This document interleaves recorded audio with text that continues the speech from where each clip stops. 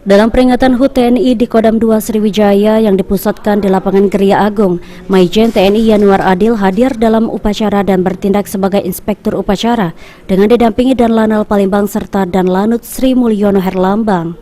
Selain itu juga hadir sejumlah kepala Porkopimda yaitu PJ Gubernur, Ketua DPRD dan Kapolda Sumsel serta Kepala Pengadilan Tinggi dalam upacara peringatan HUT TNI ke-78.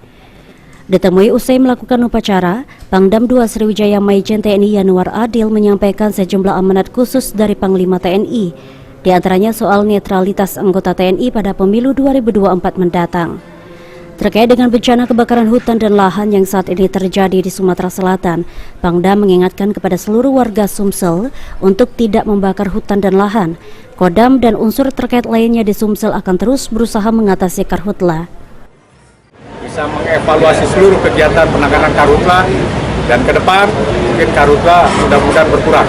Kita doakan bersama dan seluruh wartawan, saya hanya pesan satu, tolong sosialisasikan pada masyarakat untuk tidak membakar hutan dan lahan. Sosialisasi ini harus gencar karena itu akan memberikan motivasi dan menambah pengetahuan masyarakat betapa bahayanya membakar hutan dan lahan.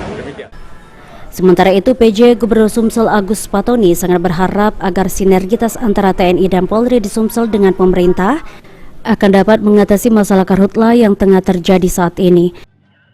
Kita sedang menghadapi dan juga menangani karhutla. Sinergi antara TNI, Polri, kemudian pemerintah daerah, masyarakat, dan swasta ini sangat penting. Dan selama ini sudah berjalan, semuanya sudah berlangsung.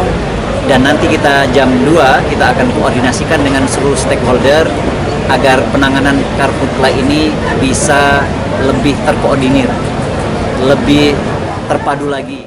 Selain karhutla, Agus Fatoni berharap agar TNI bersama Polri ke depan membantu pemerintah provinsi untuk mengatasi permasalahan yang terjadi di wilayah Sumatera Selatan khususnya soal inflasi.